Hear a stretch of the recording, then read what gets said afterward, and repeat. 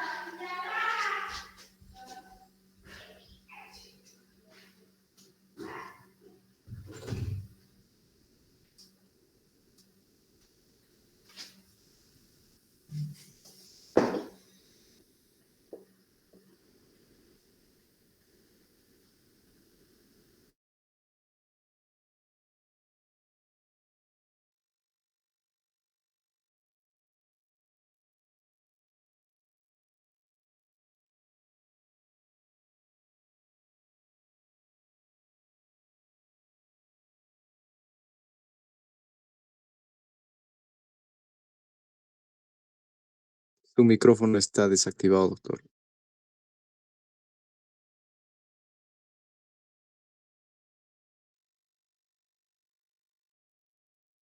Cierto. Muy bien. Perfecto. ¿Ahora sí? Sí, doctor. Muy amable, gracias. Bueno, ahora vamos a hablar un poco sobre el elemento que se llama respiración, o sea, la B, en cuando se trata de ciclos de procesos de prehospitalarios sería el A, B, C. Entonces ahorita estamos en B. Y en ATLS es igual, A, B, C, D, E, aumenta muchas más cosas.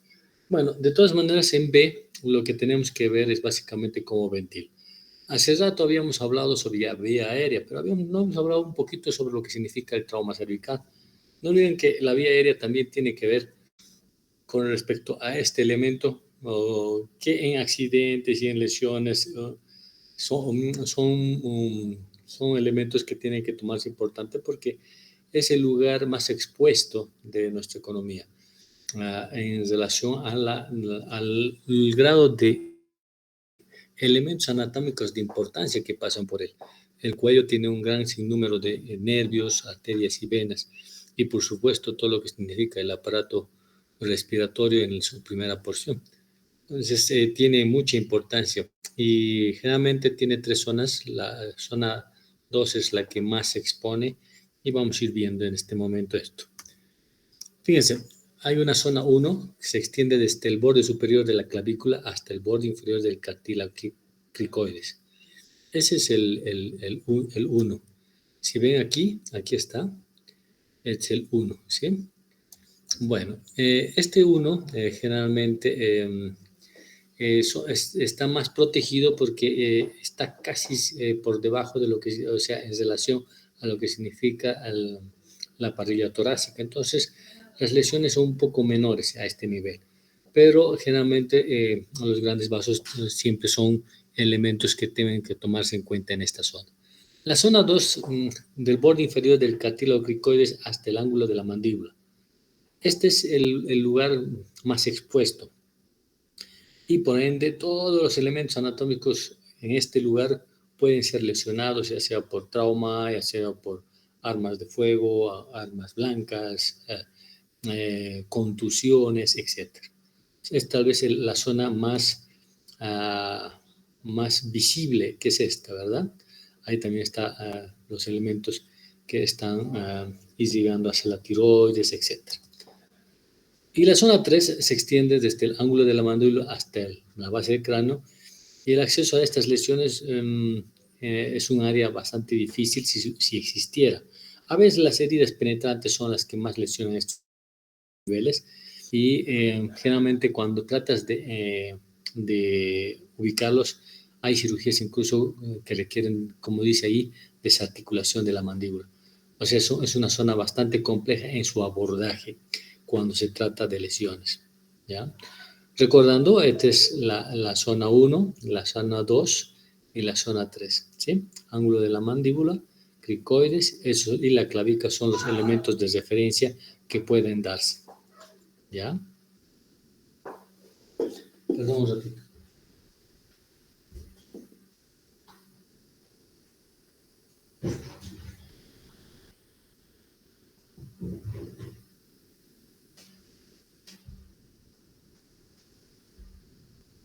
Bueno, entonces, de antemano, las lesiones más importantes que se pueden producir tanto en la vía aérea superior como en los grandes vasos, solo está protegido por tejido muscular y cutáneo a este nivel. Entonces, son bastante expuestas y las lesiones son mucho más fáciles. ¿Listo? El trauma cervical puede ser de diferente índole. Pueden ser cerrados, abiertos, ¿verdad? Los cerrados en general se producen por, como dice ahí, aceleraciones y desaceleraciones, contusiones, las caídas en motos, bicicletas, golpes, etc. Las ahorcaduras y las estrangulaciones son un elemento importante a este nivel que producen atrición a nivel de los elementos de la vía aérea, ¿verdad? Puede producir fracturas y dislocación de la columna cervical, por supuesto. No olviden que la fractura del ahorcado es la lesión del apofisodontoides, que esa es la que cercena la médula y en realidad es la causa de la muerte cuando te ahorcan, ¿verdad? La oclusión de las arterias carótidas. Hay algunos tumores que son de predilección en este lugar, que son los quemodectomas o los globos carotídeos, que especialmente en zonas de altura se presentan bastante frecuentemente y se pueden lesionar con cualquier golpecito, ¿no? Igual las obstrucciones a este nivel son importantes con contusiones, etc. Las lesiones de la laringe y la tráquea. No olviden que los intentos de suicidio en especial siempre están a este nivel. Entonces, dependiendo de ese nivel 1, nivel 2, las posibilidades de pronóstico son malas o buenas, porque cuanto mejor accesibilidad, mejor el pronóstico de reparación. Hemorragias, hematomas, etcétera. No olviden que el cuello está cubierto por diferentes fascias. Y ese es el mayor problema. Por ejemplo, cuando tú haces una tiroidectomía, normalmente lo que pasa es que en el posoperatorio hace un hematoma expansivo y los pacientes se mueren por un hematoma compresivo, porque eso es lo que obstruye a la tráquea, va comprimiéndola. ¿Por qué? Porque alrededor de ellos hay una fascia que evita su expansión, hace un síndrome compartimental. Entonces, normalmente estos hematomas deben ser resueltos rápidamente, pero no olviden, pueden estar comunicados con grandes arterias como la arteria carótida, ya sea la externa, la interna o la primitiva, ¿verdad? Entonces, y por supuesto venas de igual manera. En cuanto a abiertos, pues ya habíamos hablado un poco de las armas blancas de fuego, tienen predominancia. Lastimosamente, cuando se trata de esto, a diferencia de las contusiones, el nivel 2 en contusiones es más frecuente, pero en abierto, el nivel 1, 2 y 3 pueden ser objeto de la lesión en cualquier momento.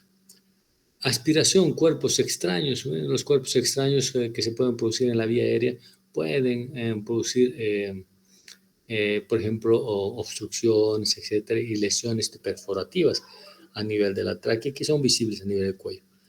Iatrogénicos, bueno, como en todo en la medicina, a veces la cura puede ser más compleja que la enfermedad. Entonces, las endoscopías pueden producir lesiones, especialmente cuando tienen diferentes tipos de divertículos. Si ustedes saben, los divertículos son más que protrusiones a través de la musculatura del tejido mucoso, tanto del esófago en especial. Entonces, en esos casos normalmente están introduciendo y rompen estos divertículos, pero hay un divertículo que está por debajo del esfínter esofágico superior, que es el divertículo de Senker, ¿verdad? Entonces, a veces se entran ahí, lo perforan, hacen trauma, hematoma, sangran, etc. La colocación de catéteres, sondas de intubación, también. No olviden que las sondas nasogástricas no son elementos inocuos. Pueden incluso, en mala suerte, especialmente en pacientes de edad, pueden causar la introducción, estímulos anómalos como los estímulos vagales, que pueden producir cuadros de bradicardia excepcionales y producir paros cardiorrespiratorios, que a ustedes los va a complicar en el momento de una colocación de una sonda nasogástrica. Por eso es re importante la analgesia y la anestesia a este nivel para evitar estos elementos. Y por supuesto, se puede lesionar, con estos pueden perforar el esófago, la laringe, etc. ¿Sí? Normalmente las sondas de intubación orotraqueal también pueden producir lesiones, y no solamente lesiones o sea, agudas, sino también crónicas. A veces el mismo PAF que ayer hablábamos de insuflación de la, de la obliteración de la sonda endotraqueal, a veces uno lo infla demasiado. Y en algunas ocasiones lo dejas demasiado tiempo, porque normalmente tiene un tiempo determinado la presencia de una sonda endotraqueal. Se debe de, si el paciente no recupera en esos tiempos, se tiene que hacer una traqueostomía, porque a la larga estas compresiones pueden producir lesiones isquémicas a nivel de la tráquea y el esófago, y producir verdaderas fístulas traqueoesofágicas que son más complejas todavía de usar, pero que no son agudas, sino son posteriores a las intubaciones. Tal vez sean las cosas que uno que debería tener mucho cuidado, ¿sí? Bueno, hay cirugías en vía aérea que son inmediatas. Fíjense, estas las obstrucciones de la vía aérea, por supuesto, cualquier obstrucción que evite la ventilación del paciente debería ser de rápida, porque es la primera causa de la muerte, ¿verdad? Las hemorragias activas, arteriales o venosas, deben ser cohibidas. Normalmente ya se ha dicho que un gran número de los sangrados pueden cohibirse, o por lo menos se pueden dejar statu quo con compresión, ya sea digital o sea manual, ¿sí? Como decía mi profesor, una buena arteria bien presionada no sangra, y eso es cierto. El hematoma en expansión o pulsátiles, de esos hay que tener mucho cuidado en cuello. ¿Por qué? Porque si tú tienes un hematoma postraumático y tú ves que ese hematoma tiene, tiene un trill. El trill es al auscultar el sonido del movimiento turbulento que ocasiona la sangre dentro del hematoma. Generalmente esos hematomas están comunicados ya sea en un pequeño grado o un gran grado con una arteria importante. Entonces, cuando tú lo abres, estos hematomas, hay una gran salida de sangre. Entonces, lo que deberías hacer, si el paciente está estable, no se toca, pero si está inestable, se lo toca, pero siempre hay que tratar de pedir ayuda a gente que sepa de cirugía vascular, porque casi siempre está relacionada con lesiones arteriales. Aparición de soplos, eso es lo que les estaba comentando. Los soplos también son indicativos de que hay una lesión arterial. Las heridas soplantes e enfisemas subcutáneos que no se expliquen por el tamaño de la herida o la exploración, hay que tener cuidado. Al principio de vía aérea les había explicado que normalmente el enfisema subcutáneo, cuanto más importante y más rápido se produce, siempre piensen que es de vía respiratoria alta. Significa laringe, tráquea, bronquios grandes. Esos son los que van a producir una gran cantidad. Ni el pulmón lesionado produce tanto enfisema subcutáneo como eso.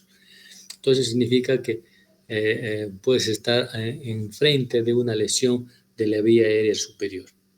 La salida de saliva a través de la herida traumática también son cosas que hay que tener cuidado, pero no olviden.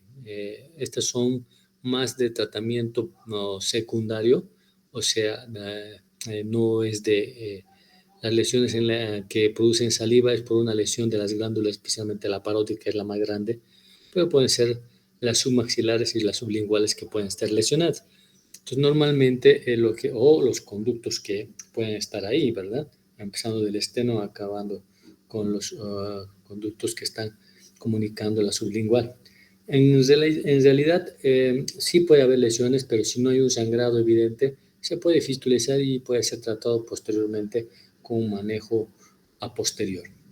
Y el déficit neurológico, sí, es re importante, no olviden que por ahí pasa todo lo que significa los elementos importantes hacia el resto del cuerpo. Entonces, sí hay que tomar en cuenta cuando hay esos déficits neurológicos, probablemente no lo soluciones en el momento en un prehospitalario, ni tampoco en una ambulancia, ni tampoco tal vez en una emergencia, ¿no? Hay que hacer el seguimiento. Y la cirugía inmediata de retina, el trauma penetrante se realiza bajo el precepto de que toda herida que penetra en el platisma requiere exploración quirúrgica inmediata. ¿Qué es el platisma? El platismo cutáneo, ¿verdad? Es el músculo cutáneo que llamamos.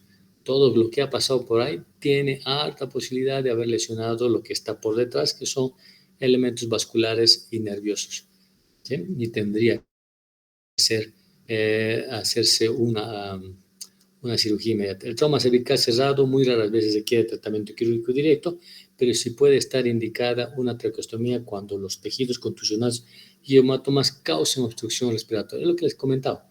Si tienes un hematoma pulsátil que no te está comprimiendo mucho, si lograste intubarlo, lindo, ahí quedó. Está la vía aérea sea conservada y no vas a tener muchos problemas. Entonces puedes ir observando el comportamiento del hematoma. Si el hematoma va aumentando muy rápidamente, incrementando, probablemente que tengas que hacer una cirugía rápida, ¿no? El manejo quirúrgico selectivo se define por otros a las siguientes razones. Porcentaje de exploraciones negativas es muy alto. Las disecciones del cuello en casos negativos necesitan ser muy amplias. ¿A qué se refiere esto? Que en ocasiones cuando tú tratas de hacer una exploración de cuello, casi siempre, o una herida penetrante, que son las más complejas, requieres una exposición muy, muy grande y, por supuesto, heridas grandes que a la larga te van a dar problemas, no solamente desde el punto de vista estético, sino también de que en ocasiones pueden ser, como dicen su nombre, negativos, a veces no los encuentras, las lesiones, y después tienes que estar esperando, ¿sí? Los exámenes complementarios cuando se trata de cuello, arteriografía carotidia, radiografías de cuello. En las arteriografías carotidias vas a poder ver en realidad si hay un hematoma que está comunicado con alguna arteria. Radiografías de cuello te permite ver enfisemas, te permite ver lesiones de tipo hematomas.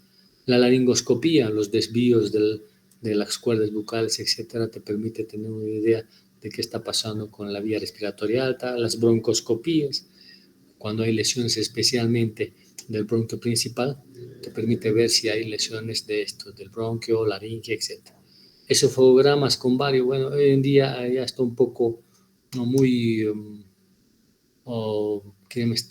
controvertido el uso del bario. ¿Por qué? Porque el bario produce mucha mediastinitis.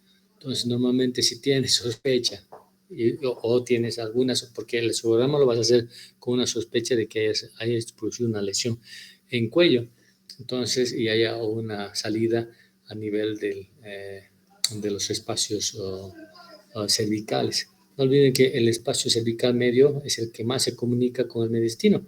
Y en ocasiones, si tú le pones bario y hay una perforación, puede penetrar el mediastino y te puede producir una mediastinitis química, y que eso es mucho más grave que una mediastinitis infecciosa, pues de un bacteriano, ¿sí? Las endoscopías también son importantes. Dice, si estos exámenes demuestran lesiones de cualquiera de estos órganos, los pacientes deberán llevarse a cirugía, por supuesto. Si hay una lesión de esófago y hay lesión de bronquio, si hay lesión laringea, aquí a tratar de resolverla inmediatamente, porque son las causas más importantes. Siempre que se complete la revisión en el área de primeros auxilios. No olviden que estamos combinando un poco lo que se hace en el sitio del accidente, que es como primaria, y lo que se debería hacer, dentro de lo que significa antes de llegar a un hospital. A veces todos esos elementos lo puedes hacer en un hospital de primer nivel antes de llegar a un segundo nivel, ¿no? Bueno, el trauma de tórax, bueno, esto es bien complejo, no olviden que, fíjense, 1 de cada 4 muertes se produce por trauma de tórax. Eso es una relación bastante importante. La evolución inicial y el manejo, la primaria en trauma torácico sigue siendo el control de la vía aérea, el control cervical, garantizar el oxígeno y la ventilación, agujas y tubos de toracoscopía si son necesarios, ¿no? Los exámenes que normalmente se realizan cuando estás ya después de haber hecho la primera revisión son los hematocritos, radiografía de tórax, gasometría, electrocardiogramas, pruebas de transfusión de sangre. Hematocritos, hemoglobina, porque no olviden que cualquier lesión importante con pérdida de sangre a nivel de tórax puedes tener un cuadro de hipovolemia, ¿verdad? Las radiografías de tórax te permite ver lesiones pulmonares, empezando de neumotórax a hemotórax. Las gasometrías en sangre arterial te permiten ver cómo está funcionando el intercambio gaseoso. Electrocardiograma, importantísimo, especialmente cuando se trata de trauma cardíaco o contusión cardíaca, ¿sí? Pruebas de paratransfusión de sangre, no olviden que todo trauma deberías hacerles estas pruebas de inicio. ¿Por qué? Porque dependiendo de eso, la necesidad hoy en día, antes se decía que podías usar cristaloides, coloides primero, hoy en día ya se pregona más el uso de empezar de primeras con la reposición de sangre. Las revisiones secundarias son identificación de lesiones potenciales letales después de que ha pasado la primera revisión, o sea, la SDE cuando estén en hospital y cuando estén en prehospitalario el ABCD. Seguramente vuelves y revisas nuevamente cuando el paciente está estable. Exámenes físicos y test diagnósticos. Y los cuidados definitivos, casi siempre el control de la vía aérea, ecografía torácica hoy en día está siendo bastante programada, especialmente para ver incluso en pulmones si hay sangre, si hay aire, te permite una muy buena, pero no olviden que la ecografía es un elemento que es operador dependiente. Entonces, si el que sabe lo hace, lo va a encontrar, el que no sabe no lo va a encontrar. Garantizar la oxigenación y la ventilación siempre es un cuidado definitivo. Los tubos de toracostomía o pleurostomía o pericardiostomía, todos esos tienen que estar bien controlados. El soporte hemodinámico significa las soluciones, etcétera, y las operaciones que requieran deben ser planeadas. Bueno, dentro de lo que significa trauma torácica hay muchas lesiones que se pueden presentar y deben de iniciarse en la revisión primaria. La obstrucción de la vía aérea, el neumotórax de tensión, el neumotórax abierto, el tórax volante, hemotórax masivo, toponamiento cardíaco, que son los que tienen más relevancia y los que se presentan con mayor frecuencia, pero también pueden haber contusiones cardíacas, contusiones miocárdicas, la ruptura aórtica. No olviden que la ruptura aórtica es una de las entidades que generalmente es del porcentaje que muere en el sitio del accidente, es por ruptura aórtica. Entonces, es muy raro que pasen en la primera hora de oro, que se dice que es de este momento de que se está recibiendo el paciente del accidente hasta llevarlo al hospital y hacer las primeras acciones, sirve, ¿sí? Se está programando últimamente usar metabloqueadores para disminuir la presión arterial y disminuir la frecuencia para evitar mayor lesión en las rupturas. Hoy en día es un cambio en el paradigma en la TLS. Las rupturas diafragmáticas, que pueden ser agudas o pueden volverse crónicas, pueden aparecer al principio y luego al final, después vamos a charlar. Y las rupturas traqueobronquiales, las rupturas de esófago, son entidades que van a ir viendo. La obstrucción de la vía aérea, las lesiones laringeas raras, generalmente pueden producir ronquera, enfisema subcutánea, les había dicho, y esto requiere intubación. Ahí dice con mucha cautela. Aparte, en vía aérea, aparte de los mecanismos que habíamos hablado, el laringoscopio normal, hoy en día tenemos un montón de arsenal técnico más moderno, empezando del laringoscopio digital, que es el videolaringoscopio, que te permite tener una visibilidad muy buena. Pero aparte de eso tienes los broncoscopios, que puedes intubar con un broncoscopio y es mucho mejor. ¿Por qué razón? Porque te permite evaluar al intubar la permeabilidad o lesiones que hubiera a nivel de la tráquea. Entonces, normalmente es una recomendación cuando se trata de estas lesiones hacer una intubación de esa manera. Y las traqueostomías, cuando tú ves que hay una lesión importante en tráquea y no le ves una forma de poderle intubar, por supuesto la traqueostomía, la más baja posible, se debe hacer. No olviden, hoy en día en la tele sí te pregonan que puedes hacer traqueostomía junto con cricotiroidotomía. La cricotiroidotomía es una entidad que puedes hacerla solamente con un conocimiento empírico. En cambio, la traqueostomía es más compleja, tiene más muscularización, más dificultades, pero si tú tienes un elemento de Seldinger, es igualito que la traqueo de la cricotiroidotomía. Es muy parecida. Entonces, todo depende también del adiestramiento. Y generalmente el cirujano calificado es bueno, pero si tú tienes el conocimiento y la forma de hacerlo, podrías hacerlo, ¿sí? Lo puedes hacer incluso en la ambulancia, si tienes el material que debes de hacer. Los criterios de intubación son todos estos, el CO2 más de 50, el CO2 más de 55, el pH de 7.25, coma, hemorragias, apnea, estridor, etc., ¿no? Entre coma hablamos con un Glasgow de 3 a 8 normalmente, ¿sí? Conductos operatorios. Bueno, en estos casos, las lesiones vasculares, heridas de venas yugulares, arterias vertebrales son condiciones que deberían ser evaluadas y revisadas. Las lesiones de vía aérea superior, laringe, tráquea, hipofaringe, esófago, tejido glandular, nervios, etcétera, deberían también ser evaluadas quirúrgicamente. Ahora vamos a hablar un poco del neumotórax de tensión. Fíjense que el neumotórax de tensión tal vez es uno de los neumotórax que está catalogado como una forma diferente de producir shock, ¿no? ¿Por qué? Porque ahí dice lesión del parénquima en la pared torácica. Ese es cuando tú tienes una lesión tipo válvula, en la cual el aire externo, cuando tú inspiras, debería salir, ¿verdad? Pero no sale. Pero cuando expiras, entra. Entonces, el espacio interpleural va expandiéndose y comprimiendo el tejido parenquimatoso pulmonar. Y de esa manera, una vez ya que hemos colapsado el pulmón, también se colapsa el mediastino. Y al colapsar el mediastino, las estructuras más colapsables a nivel mediastinal siguen siendo los grandes vasos, especialmente las venas. ¿Y qué venas están por ese lado? Generalmente las cavas. No olviden que las cavas llevan hacia la aurícula derecha. Entonces la precarga se cae, la poscarga se cae, hay un reforzamiento del sistema periférico aumentando la frecuencia cardíaca, la resistencia vascular periférica, pero igual el paciente, su retorno venoso se cae, la ventilación del pulmón se contrae, entonces se choquean a estos pacientes. Entonces, y el tratamiento básicamente es tratar el neumotórax de tensión. Pero como les digo, el neumotórax de tensión es una herida tipo valvular que normalmente se produce.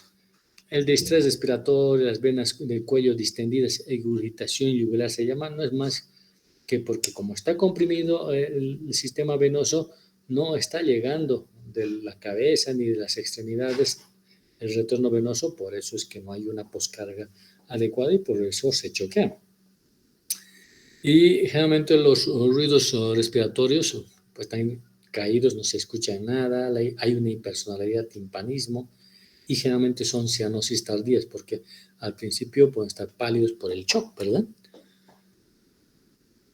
Entonces, el neumotórax de tensión básicamente puede serlo tú con un diagnóstico radiológico, pero si ese paciente tú lo ves, está choqueando, etcétera, y tú clínicamente ves eso, puedes hacer una descompresión inmediata.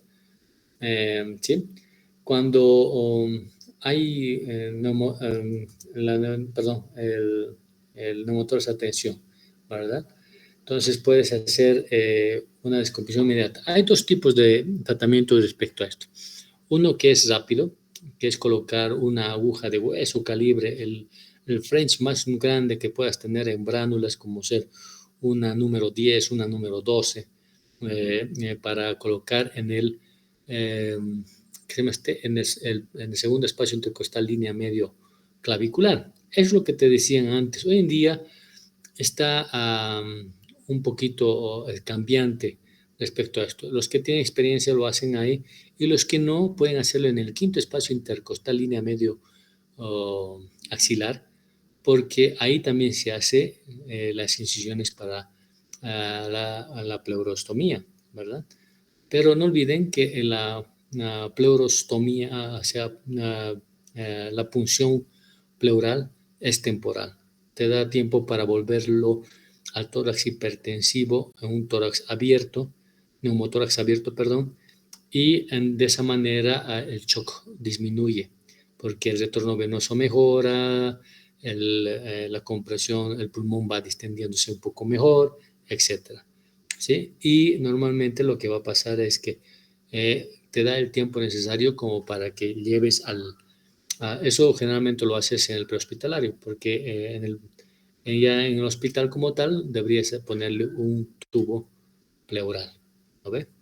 O una toracostomía o una pleurostomía, ¿verdad? Eso se pone en el quinto espacio intercostal, línea medio axilar. No olviden que en estos casos es importante entender que antes te decían que tengas un French un poquito alto, de 30 para arriba, 36, 40. Hoy en día la programación está entre 28 y 30 French que puedes usar. ¿Por qué? Porque produce menos lesiones a nivel del sistema vascular costal. Porque cuando tú haces una pleurostomía, puedes lesionar estos elementos que después pueden ser importantes focos de sangrado. ¿Sí? Entonces el tratamiento es eso del neumotórax. En cambio, el neumotórax abierto es una herida abierta, no es valvular, se colapsa, hay aire, todos los elementos de campanismo, etcétera, que se pueden escuchar. Pero si tú no estás en el hospital y lo estás atendiendo afuera, aquí dice cubrir el defecto. Sí, se puede cubrir con defecto con un parche de tres niveles, teniendo uno de los niveles abierto. Eso es para que funcione como una verdadera válvula, haciendo que el aire salga y no con la inspiración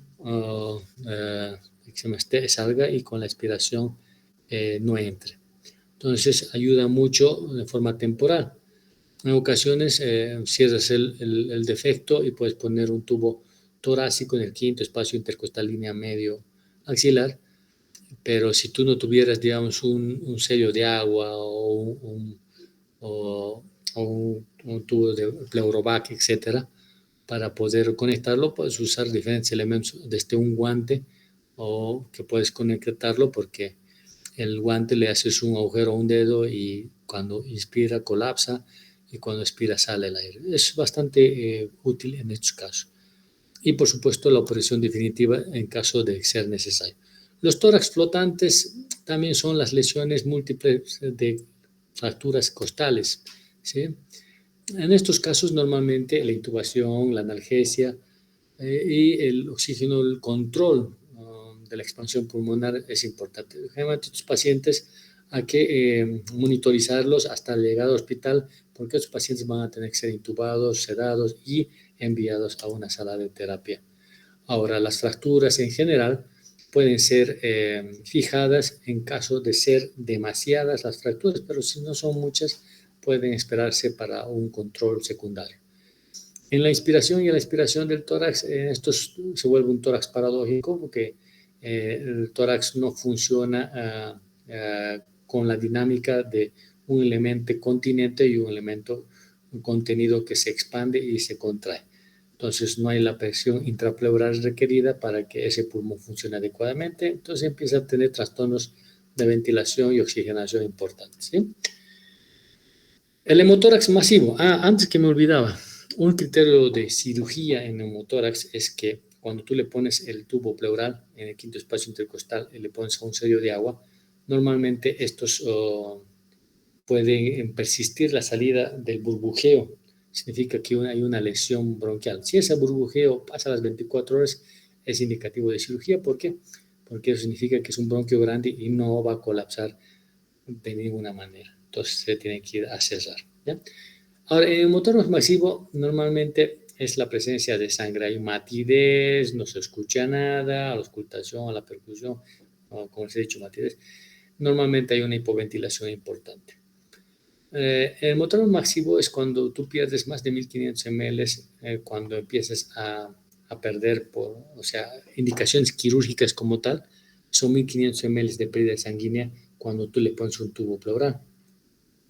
O cuando sale, que se me persiste salida en las 2 y las 4 subsiguientes 200 ml progresivamente cada hora. Entonces son indicativos de cirugía en estos pacientes. Normalmente lo que tú tienes que encontrar en el sitio del accidente es el choque. Estos pacientes se están choqueando porque hay una gran pérdida de sangre en un elemento que es tórax. No olviden que en el tórax 1500 es lo básico que puedes perder, puedes incluso perder más. Entonces los pacientes ya están con una hemorragia tipo 2, 3 fácilmente, ¿no? Ruptura de vasos, venas del cuello aplanadas, shock, etcétera, pueden ser las causas de este hemotórax masivo. Como dice aquí, restauración rápida del volumen, descompresión torácica con una pleurostomía es bastante, y la autotransfusión no es más que cuando tú le sacaste, le pusiste la pleurostomía, toda la sangre que sale puedes ponerle a un sistema de filtro y rescatar para poderlo reintroducir en el paciente. En el exterior es bastante factible. En nuestro medio no mucho debido por los medios físicos en los cuales tenemos, que no son tan óptimos desde el punto de vista de bioseguridad. Hay intervenciones quirúrgicas, por supuesto. Bueno, la toracocentesis, la toracostomía y la toracostomía cerrada. Bueno, fíjense, la toracocentesis generalmente es la que les había comentado, que se hace con un tórax bastante grandotito, realmente 10 dosis, que es lo que más fácilmente puedes encontrar. Ya les había comentado, segundo espacio intercostal, línea medio clavicular, pero ahora se pregona mucho que deberías hacerlo en el mismo sitio donde vas a hacer la punción, porque es mucho más práctica, porque al fin y al cabo cuando le estés poniendo el tubo pleural, lo vas a hacer por ese mismo lado, ¿no? Siempre hay que saber dónde colocar esto, ¿no? Luego la toracostomía cerrada, el tubo pleural, etcétera. En la sección de toraxial les he dicho cuáles son los elementos que deberían usarse, ¿sí? La toracostomía, no olviden que la toracostomía como tal es un procedimiento muy frecuente en servicios de trauma, ¿ya? Esta es la imagen tal vez que a mí me gusta mucho porque es, digamos, es lo más obvio para colocar. Siempre la incisión tiene que ser sobre la costilla superior inferior. ¿Qué significa? Porque normalmente la costilla superior, donde estás incidiendo, por debajo están pasando los vasos intercostales, que son relativamente peligrosos porque sangran de veras, y normalmente tú, si los lesionas, vas a tener pérdidas de sangre importantes que pueden llevarte a tomar una decisión no muy correcta en relación a una toracotomía como tal, ¿sí? Y la dos, siempre en las toracostomías hay que tratar de meter el dedo. ¿Por qué? Porque muchos de los pacientes tienen enfermedades crónicas y pueden tener sinequias, eso significa abridas, adherencias.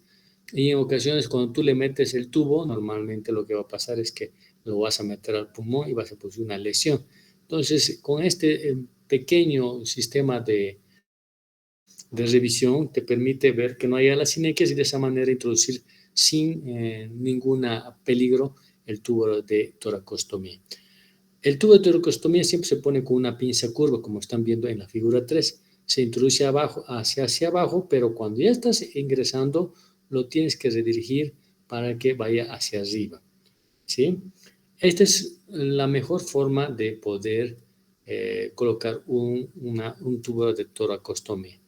Ahora, hay las toracostomías asistidas por toracoscopía. En realidad se introduce trócares y a través del trócar tú ves, entras con el laparoscopio hacia adentro y revisas si no hay nada y recién introduces, aspiras, etc. Sí, hoy en día se puede hacer, pero normalmente no lo puedes tener en todo momento. En las ambulancias normalmente llegas a tener máximo los implementos necesarios como para una toracostomía normal, ¿sí? Este es el sello de agua o frasco. En realidad es el elemento que te permite tener, es una válvula, ¿sí? Hídrica, donde el tubo pleural es conectado al tubo que está hundido en el agua. Y hay otro tubito que la cámara de aire la exterioriza al exterior. Eso es porque eso es para ver burbujeo, demás otros elementos que te permiten ayudar. Ya les he dicho, en prehospitalario en ocasiones tú no puedes tener esta opciones, puedes usar guante, condones, puedes usar bolsas, etcétera, y lo fijas al tubo pleural, pero te permite solamente que colapse cuando requiera, pero y salga lo más que pueda al aire. No es lo más óptimo, pero como emergencia puede ser usado.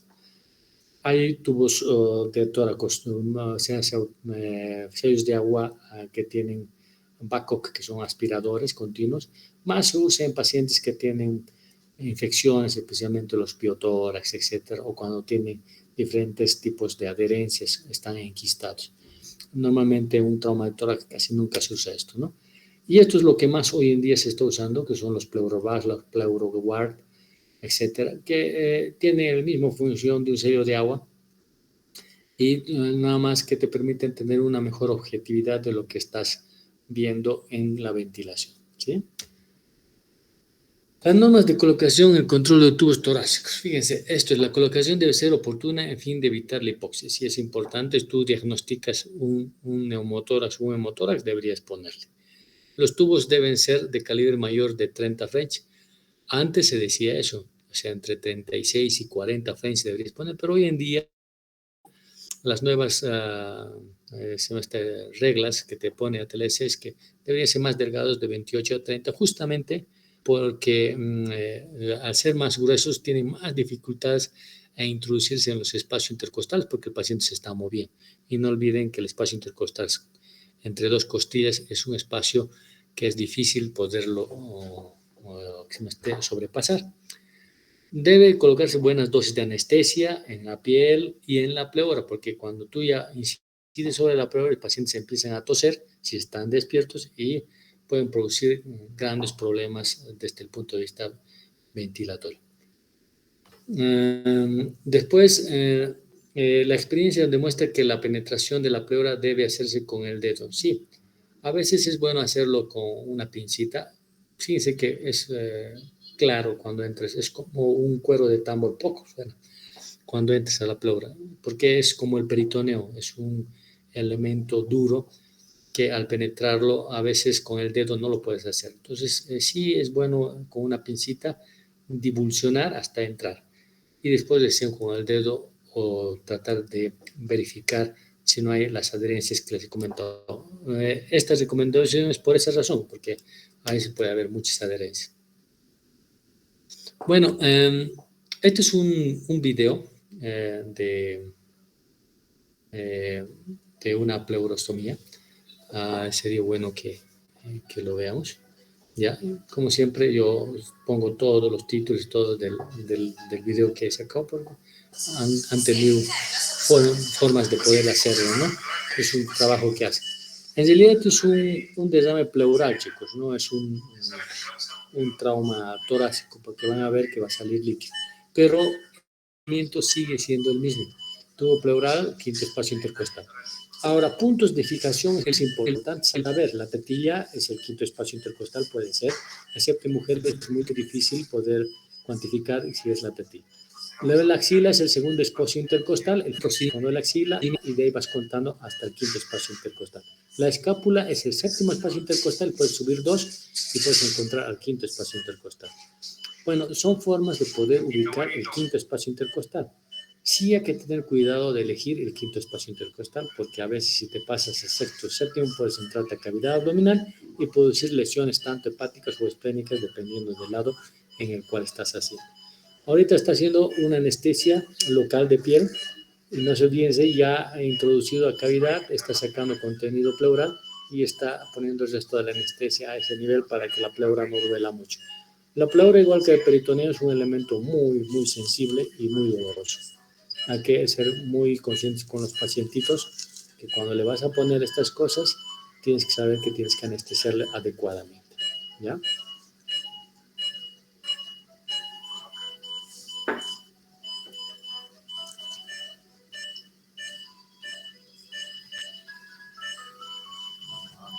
Como ven, están haciendo un buen tabo cutáneo para poder incidir a ese nivel. No se olvide, la incisión es en la costilla, en el borde superior de la costilla inferior del espacio que has elegido. Eso es para no toparte con los vasos intercostales. Como ven, esto va a ser bastante rápido.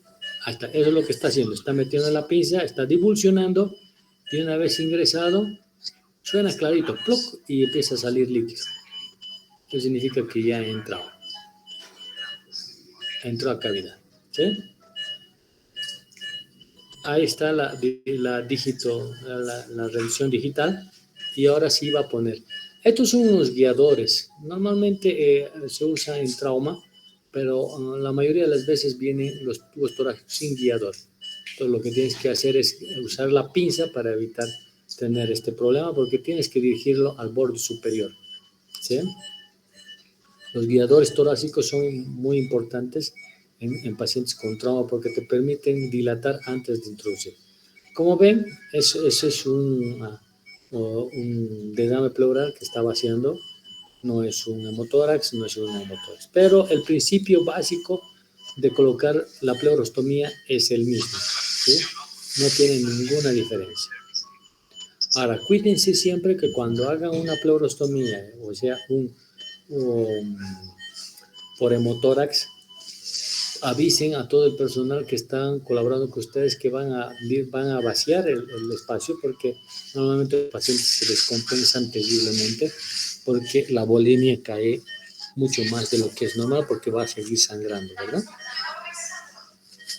No por el hecho de que quizás el espacio, el líquido, no va a dejar de sangrar. A veces si son vasos grandes va a seguir sangrando. Entonces ahí vienen las famosas toracotomías de emergencia en las cuales tienes que hacer una toracotomía para poder revisar esto, ¿sí? Al igual que cuando hablamos de trauma cardíaco.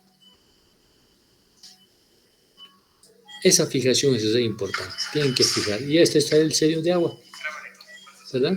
Fíjense, el tubito está entrando y el otro tubo está con un elemento vacío. La oscilación de la columna es importante, esa oscilación que están viendo. Significa que está bien colocado el elemento, ¿sí? Bueno, en cuanto a taponamiento cardíaco, no olviden que es otro elemento que produce hipotensión. Realmente la famosa triada de Beck. En la triada de Beck lo que va a pasar es que va a haber los tonos cardíacos apagados, la regurgitación yugular porque hay un aumento de la precarga, que significa el retorno venoso, y la presión arterial se va a caer porque a la poscarga se cae.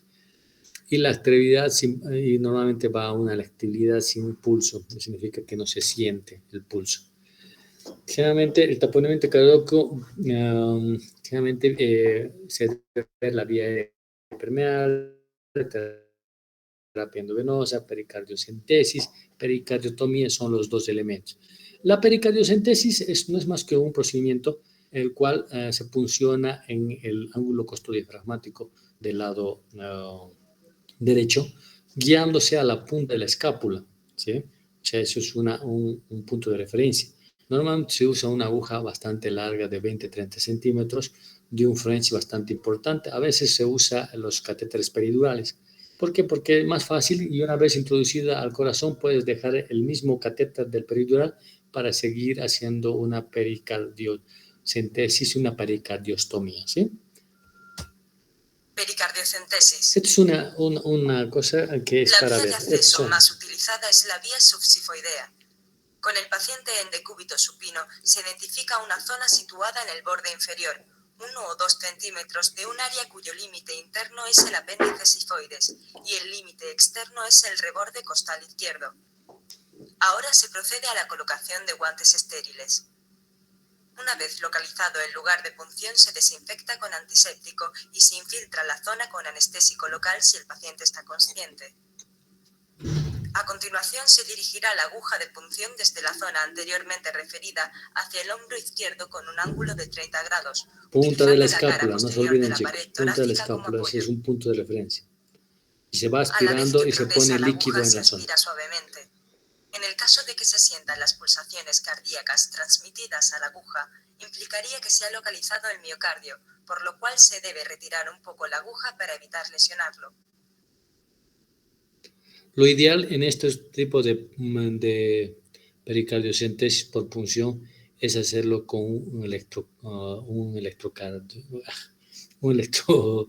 una imagen de electrocardiograma, porque cuando ingresas hacen extrasístoles y normalmente cuando empiezas a sacar la sangre, como tiene complejos pequeños por la poca expansión del corazón, va aumentando sus complejos pequeños. Una vez introducida la aguja correctamente, se aspira el líquido con una jeringa de 50 mililitros. Con solo evacuar 50 mililitros, la hemodinámica del paciente mejora espectacularmente.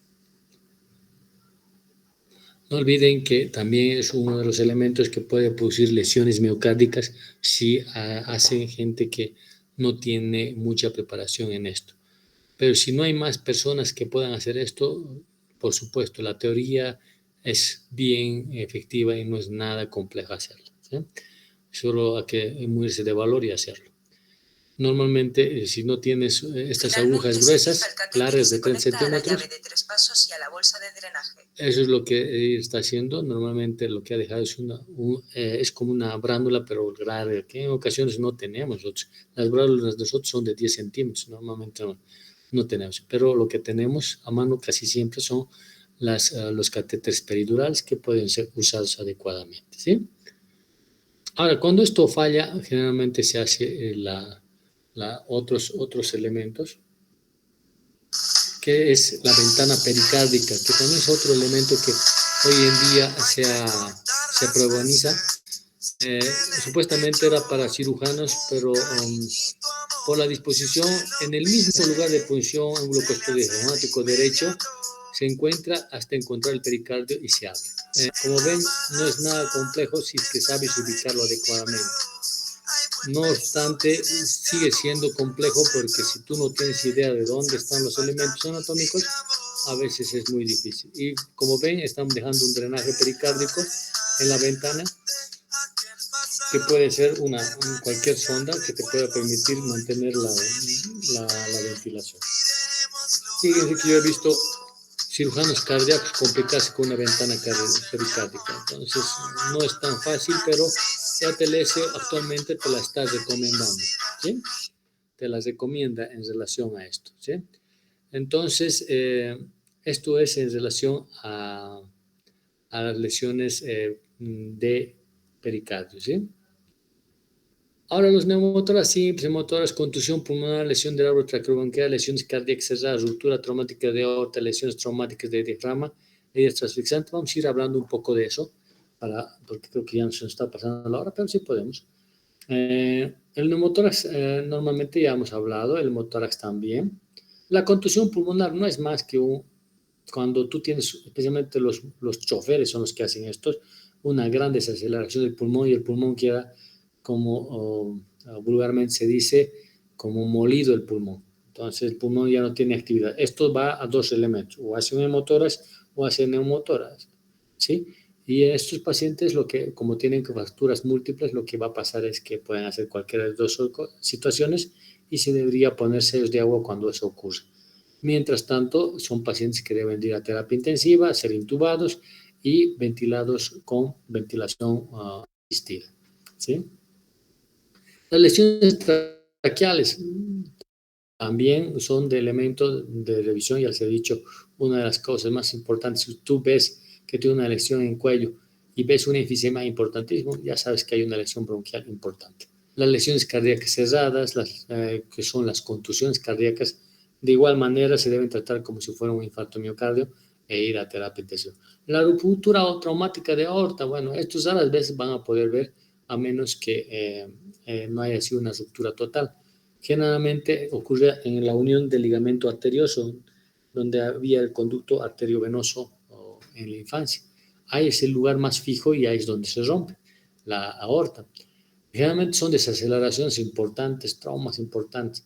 Generalmente cuando tú tienes una fractura de la primera, segunda costilla o la escápula, esos son traumas de tórax que tienen alta probabilidad de producir lesiones esofágicas, traqueales y vasculares como la ruptura traumática de aorta. Lo más importante es identificación lo más rápido posible y consulta quirúrgica.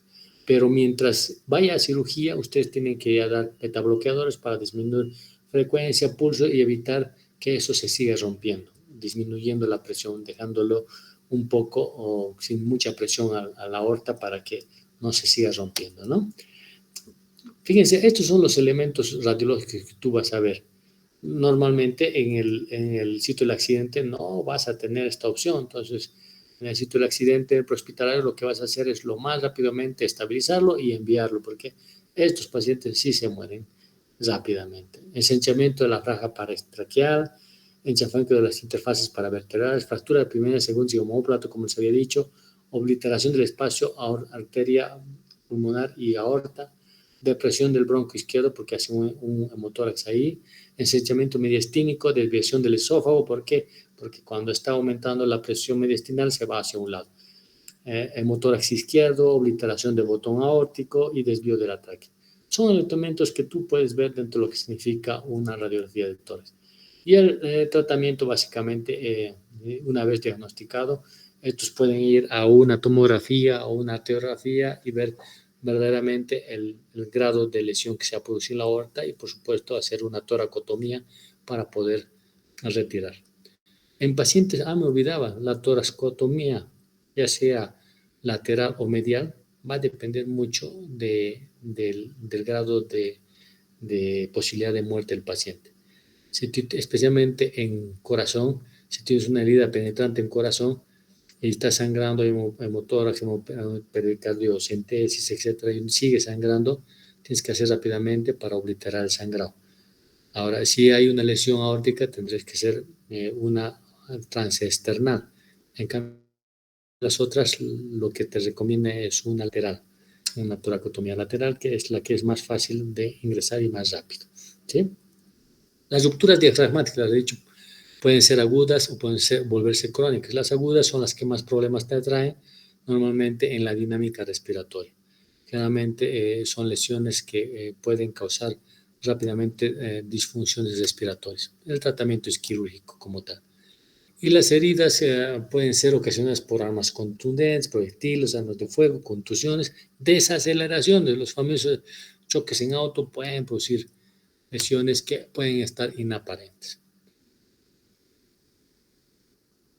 Y las heridas mediastínicas transfixantes. ¿Qué significa esto? Que pueden producir mayor lesión conjuntamente muchos de estos, o sea, son combinaciones. Hemorragias torácicas exsanguinantes, neumotórax atesto por un aumento cardíaco, lesiones cardíacas penetrantes, lesiones esofágicas, tracobronquiales, lesiones de la columna cervical. Todos son elementos que pueden producir trauma de tórax y pueden producir la lesión. Bueno, esto es en relación a trauma de tórax, chicos.